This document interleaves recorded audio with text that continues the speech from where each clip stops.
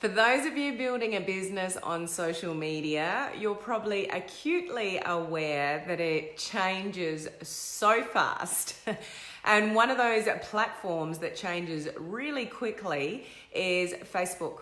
So what we're going to talk about today is 5 recent Facebook updates that you should be aware of. And why you want to be aware of these changes is that so you can know how to maximize the potential of these changes and also know the limitations of these changes for you to make changes to effectively grow your business on social media. So that's what we're talking about in today's edition of the Daily Dose of Awesome. So welcome, my name is Helen Martin. I'm coming to you live all the way from Australia for today's edition. So as you are coming in, please say hello. Tell us where you're coming in from. Who have we got here? We've got Sean, we've got Cecilia. Hello, Cherie. How are you? Great to see so many of you jumping in. Hello, Olive. How are you? Lovely to see you on. So social media changes so fast, doesn't it? And it's really difficult to sometimes keep up with all the changes. So I just thought I'd pull 5 changes that I'm aware of that I would share with you. Some of them you may be aware of, some of them you may not, but sort of sharing with you how it affects you in your business and how you can either capitalize on it or be wary of what the change is so you don't minimize what's happening with the algorithm. You definitely want to take advantage of certain changes to maximize your potential with the algorithm on Facebook. So the first one is one that I am struggling with quite a bit in my business. And this is not brand new. It's been around for a little bit, but I'm finding that it's becoming more and more predominant. And what that is Facebook is filtering your comments. So the interaction and engagement that you are able to get from other people on your posts and live videos is being filtered in a major way by Facebook. Now you may have noticed that there is a little arrow that you can drop down at the bottom of sort of your post or your Facebook lives, and you can change what you see. And on a mobile phone, that'll have 3 choices, and that'll be most relevant, recent, or all comments. Then on a computer, if you pull down that little drop-down box right underneath your live, like your Facebook Live or your post, the 3 options are slightly different. So it might say, well, it will say most relevant, recent, and real-time comments. So we've got slightly different options depending where we're looking at a mobile phone or a computer. Now, even though one of those options on a mobile phone says all comments, guess what? It's not all comments. I can vouch for that, and it's happening more and more, I'm finding. I'm not sure if you're finding this as well. You do have to be fortunate enough to have interaction to notice this. So you may be brand new to building a business on social media or Facebook. So it may be something you're not experienced on a large scale at the moment, but be very wary of it because there's a little trick that I'm using to try to make sure that I see everybody's comments. So the more that you grow and the more interaction and engagement you get, you really want to maximize your return interaction and engagement to boost the algorithm, okay? But when you're not seeing the comments, that's really difficult to interact and engage because Facebook's not actually showing them to you. So what I'm finding is working better is if I flip between my mobile phone and my computer with seeing comments, I'm seeing different comments pop up. Does that make sense? So I will finish a Facebook Live and I'll go to my phone and I'll pull down all comments and I will interact and engage with the comments that were made. But you're sort of none the wiser because you don't know what Facebook's putting in front of you, and that will be a certain amount of comments. But then I'll go to my computer and pull down, real-time comments or, what was the other one? Real-time comments. there'll be a whole lot of different comments that come up that I did not see on my phone. Okay, so when you go in between a phone and a computer, if you can easily enough do that, you're going to see different comments come up on both. So it's giving you the opportunity to engage and interact with more people, otherwise you're just not seeing it. And what I'm finding in my business is that all comments on a mobile phone is not all comments. It used to be, but it's not now. So Facebook is filtering your comments in a major way. And they are putting in front of you what they consider to be the most relevant. And that's a lot of things ticking around in the background as to what they perceive to be the most relevant. It could be your relationship with the person. It could be the words that they're using and commenting, on your content. So Facebook is making its own determination as to which comments are better than others. And that's what it's showing you. So it doesn't mean it's showing you all of them. It's filtering through various comments, and you don't need to have a lot of comments for its filtering process to be at play. You might only have a few comments, but you might only be seeing half of that. So if you jump between computer and a phone, just test it and just evaluate it for yourself, whether it's a problem or not. But the most relevant comments are the ones that you're going to see, and it could be that you're missing a whole lot of other comments that Facebook's not putting in front of you unless you go to your computer or you come back. Sometimes when I go back to a Facebook Live on my mobile, all these other comments popped up that didn't pop up the first time when I went to my live and pulled down the little drop down box that said all comments. So sometimes when you come back to it, you will see more comments.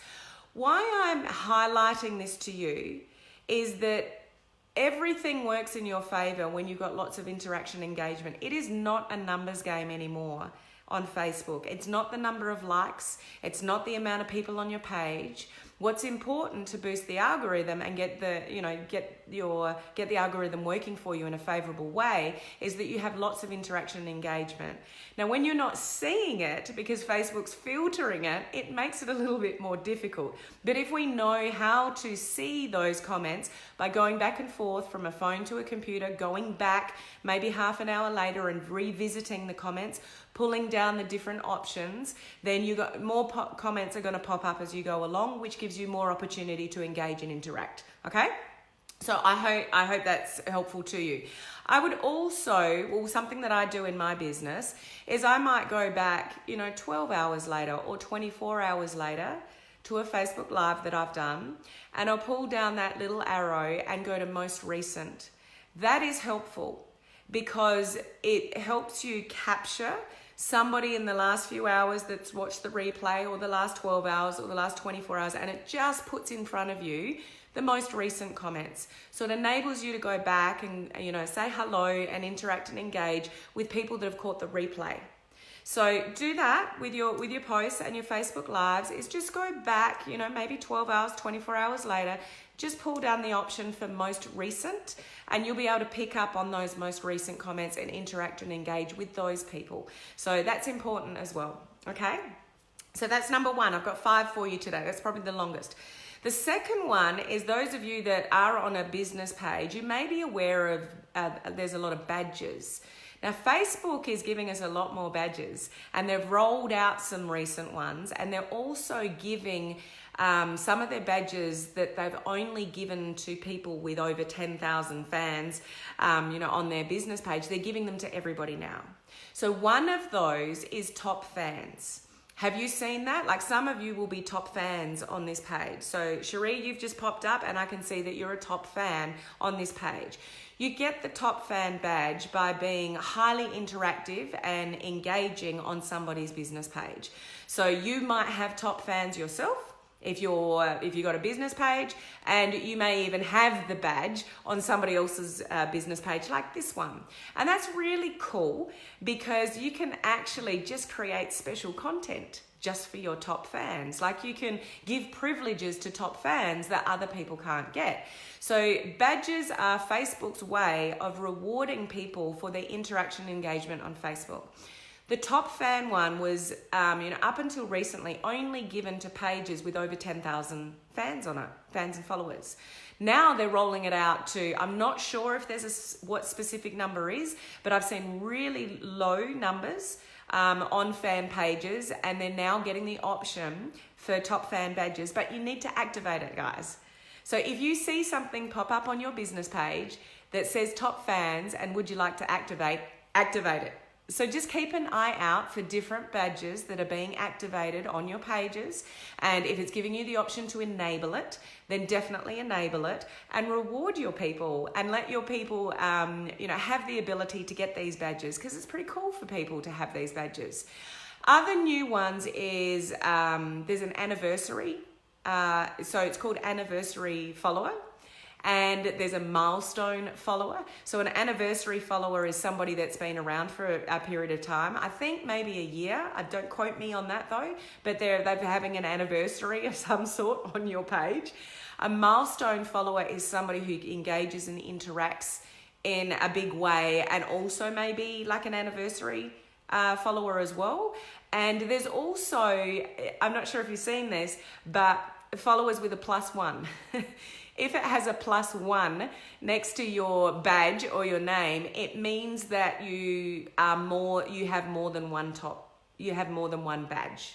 Okay, so you might be a top fan, you may be an anniversary follower, you may be a milestone follower, and they're letting you know that you have more than one badge. So badges are something to embrace. Badges are something to recognize. When you see people commenting, particularly on live videos, and you see someone as top fan, acknowledge people. So when you're saying, hi, whoever, if somebody's jumped on your live, say, like Cherie's popped up again. You're so good at the comments, Cherie. Top fan of ours, Cherie, welcome to the live. Like, acknowledge people for these badges, because they are interacting and engaging in a way and hanging around and giving you, their time and energy. So give them the time and energy back as far as recognizing that. So badges is another one to sort of watch out for, because Facebook is rewarding people for their activity. Okay.